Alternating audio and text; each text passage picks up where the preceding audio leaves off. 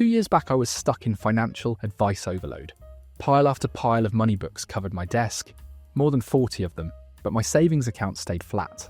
Then I figured out something that changed my whole game. It's not about consuming more content. It's about using the right strategies from the right books. Out of all those books, these 10 contain the actual secrets to building wealth. Today I'm breaking down the ones that really made a difference, including the one lesson that's transformed everything for me. Book number 1, Rich Dad, Poor Dad by Robert Kiyosaki. Let's kick off with the game changer that rewired how I think about money. This book teaches the money basics they never show you in school. The story centers around the author's two father figures, his real dad, who pushed for job security and the traditional route, and his friend's dad, who dropped out of high school but created a business empire through thinking differently. The main idea here is simple: things that make money versus things that cost money. Money makers are things that bring cash into your pocket. Things like stocks, rental properties, side businesses, or anything that generates income. Money drains are things that pull cash out of your pocket and lose value over time. Kiyosaki shows you how to treat each dollar like a worker that's always earning for you. Here's how this changed my life. I was house shopping last year, obsessing over this amazing 3-bedroom place. Then I remembered Kiyosaki's teaching. Instead of asking, "Can I handle the payments?" I asked, "Will this earn me money?" The answer was no. It would drain my cash flow for years. So I bought a duplex instead, lived in one side, and rented out the other. Now my home pays me $400 every month, instead of costing me $1,800. This switch from buyer to investor changes everything about how you handle money. Book number 2, Cash Flow Quadrant by Robert Kiyosaki. This brings us perfectly to Kiyosaki's next big idea. This book opens your eyes to the fact that there are tons of ways to make money beyond the regular 9-to-5 job. Most people believe a steady job is the only real path to money security, but this book shows you a totally different picture. The money quadrant shows 4 ways to earn: being an employee, meaning working for someone else; being self-employed like a doctor or freelancer; being a business owner, running systems that work without you; and being an investor. The book shows how depending only on your job might actually hurt your chances of getting financially free, and reveals which paths actually lead to real wealth. I experienced this trap for 3 years as a freelance designer. Sure, I was my own boss, but I was still swapping hours for dollars. The second I stopped working, the money dried up. Then I changed my focus to building systems, making online courses, and getting a team to handle client work while I worked on growing. That jump from the S box to the B box doubled my income while cutting my work hours in half. The point isn't just to earn money, it's to make money work for you. Book number 3, The 4-Hour Workweek by Tim Ferriss. Tim Ferriss takes that idea and pushes it further. When I first heard this title, I was doubtful. A 4-hour workweek seemed way too good to be real. But as I dug into the book, I realized it wasn't about doing less work. It was about being smarter with your work. He demonstrates how anyone can live like a wealthy retiree by creating their own business, making it run automatically, and earning money while enjoying their best life. The book shows how something that looks impossible is actually way more doable than you'd think. It gives you the actual tools to create income streams that run themselves and get your time back. The mini retirement idea blew my mind. Instead of waiting until 65 to have fun, Ferriss suggests taking long breaks throughout your career. Last summer, I decided to try this. I set up automatic email replies, gave my regular tasks to others, and planned a 1-month no-phone trip to Costa Rica. Here's the wild part. That month became 3 months because my business kept running without me. My automated systems made more money in those 3 months than I'd earned in the previous 6 months of working 60-hour weeks. I came back refreshed, creative, and with a totally new view of what work really means. Sometimes stepping back is the most productive move you can make. Book number 4, The Millionaire Fastlane by M.J. DeMarco. M.J. DeMarco breaks down the old retirement myth with laser focus. He makes an interesting point, which is that there's no such thing as get rich easy, but there is such a thing as get rich fast, and that's totally different from what most people believe. The book shows 3 money paths: the sidewalk, spending more than you make, living paycheck to paycheck; the slow lane, getting good grades, a steady job, saving parts of your paycheck, and retiring at 65; and the fast lane, using your time to create passive income by building systems that earn long after your first-time investment. The problem with the slow lane is that you're trading time for money in a slow game. The fast lane is about putting your time into work that creates passive income, growing your earning potential massively.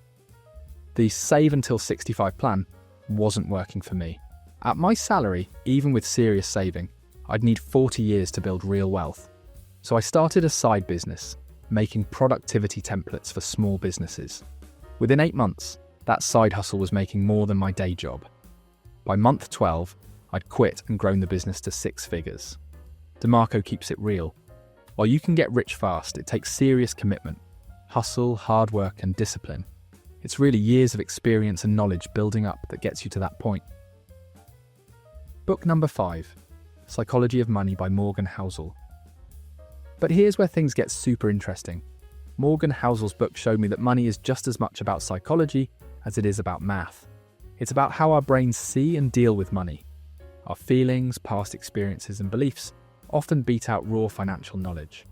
One of the coolest ideas is how we get the role of chance or luck wrong in financial success. Housel explains that we often learn by studying crazy success stories like Bill Gates, thinking we can copy them. But the crazier the story, the more likely luck played a bigger role, and the fewer lessons we can actually use in our own lives. He says to watch the patterns, not the people. The chapter on luck humbled me big time. I realised that some of my business success came from being in the right place at the right time, starting my templates business, just as remote work exploded during the pandemic. Understanding luck's role made me more grateful and, surprisingly, steadier with my investing. Instead of thinking I had some special skill, I focused on building solid systems and managing risk. Housel showed me that wealth isn't just about what you know, it's about how you act when emotions get crazy. Book number 6, Think and Grow Rich by Napoleon Hill. Napoleon Hill goes even deeper with the psychology stuff. This book tends to split people. You either love it or can't stand it. Some think it's all fluff without real advice, while others say it changed their financial lives by helping them break through limiting money beliefs. His main message is that thoughts become reality. Your beliefs actually shape your financial situation. When it comes to success, your mindset is everything. If you go through life thinking money is scarce and hard to get, that's what you'll see. But if you believe there's plenty of opportunity and that you can build wealth, your actions will match those beliefs. The switch from scarcity to abundance thinking changed my whole business approach. I used to think, there's not enough money to go around, so I charge too little for my services and avoid expensive investments in my business. Then I flipped the script. There's unlimited opportunity for creating value. Suddenly, I was investing in better software, hiring skilled team members, and charging premium prices for premium work. That single mental change pushed me from just getting by to scaling real profits. Hill was right. Your thoughts literally become your bank account. Book number 7, The Little Book of Common Sense Investing by Jack Bogle. But let's get practical about where to put those profits. Jack Bogle says the winning strategy for new investors is simple. Buy index funds and hold them forever. His message is beautifully straightforward. Low-cost index funds beat most active investments over time. The book proves that investing over the long run doesn't need special knowledge or being super smart. It just needs a smart plan for decisions and not letting emotions mess up that plan. Last year I tried an experiment. Half my investment money went into a simple 60-40 mix of stock and bond index funds. The other half I used to pick individual stocks, companies I researched heavily and felt good about. Guess which half did better? The boring index funds beat my stock picks by 4%, and I slept great while my friends stressed about their day trading losses.